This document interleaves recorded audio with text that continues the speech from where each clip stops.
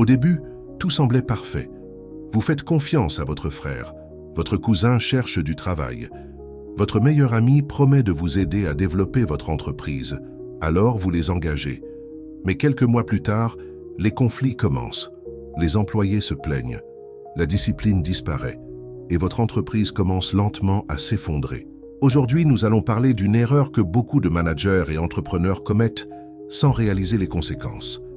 Engager les membres de sa famille ou ses amis proches dans son entreprise.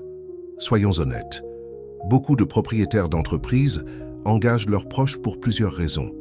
La confiance, la loyauté, la pression familiale, le manque de candidats qualifiés ou simplement pour aider quelqu'un qu'ils aiment. Et au début, cela paraît logique. Vous pensez « c'est mon frère, il ne va jamais me trahir ». Ou encore « mon ami me connaît depuis longtemps, il va travailler sérieusement ».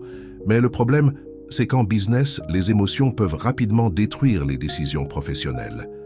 Quand un employé est un membre de votre famille, il devient souvent difficile d'imposer des règles. Retard, absence, mauvaise performance. Beaucoup de managers hésitent à sanctionner leurs proches. Résultat, les autres employés remarquent l'injustice. Dans plusieurs entreprises, les employés commencent à penser « ici, il faut être de la famille pour être favorisé ». Cela détruit la motivation, crée des jalousies et provoque des conflits internes. Imaginez devoir licencier votre cousin ou refuser une augmentation à votre meilleur ami. Ce qui devrait être une simple décision professionnelle devient un problème émotionnel et familial. Un conflit à la maison peut entrer dans l'entreprise et un problème au travail peut détruire les relations familiales. Petit à petit, le business devient un champ de bataille émotionnel. Laissez-moi vous raconter une histoire réelle qui a marqué beaucoup d'entrepreneurs. Un homme avait créé une petite entreprise de distribution avec énormément de sacrifices. Après quelques années, son activité commençait enfin à grandir. Un jour, son jeune frère est venu lui demander du travail. Par amour familial, il l'a engagé directement comme responsable financier sans véritable expérience. Au début, tout allait bien. Mais progressivement, le frère commençait à arriver en retard. Il prenait certaines décisions sans autorisation et profitait du fait qu'il était le frère du patron.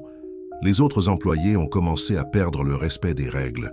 Certains employés compétents ont quitté l'entreprise. Puis un jour, l'entreprise a découvert plusieurs pertes financières importantes. Quand le propriétaire a essayé de corriger la situation, le problème est devenu familial.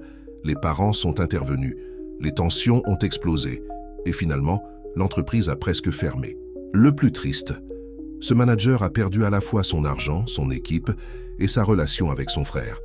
Voilà pourquoi beaucoup d'experts disent « ne mélangez jamais les émotions et le business sans limite claire ». Attention, cela ne signifie pas qu'il est impossible de travailler avec sa famille. Mais il faut des règles strictes. 1. Recrutez selon les compétences. Même si c'est votre proche, il doit avoir les qualifications nécessaires. 2. Établissez des règles claires, horaires, responsabilités, sanctions. Tout le monde doit être traité de la même manière. 3. Séparez famille et travail. Les problèmes familiaux doivent rester à la maison. 4. Évitez les postes sensibles sans expérience. Finances, gestion, ressources humaines demandent de vraies compétences. 5. Restez objectif. Un bon manager protège l'entreprise avant les émotions. Construire une entreprise demande des années de sacrifices, mais une mauvaise décision peut tout détruire rapidement.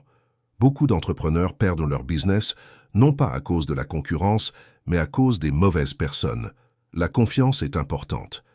Mais dans le monde professionnel, la compétence et la discipline sont encore plus importantes. Et vous, pensez-vous qu'on peut réellement travailler avec sa famille sans problème?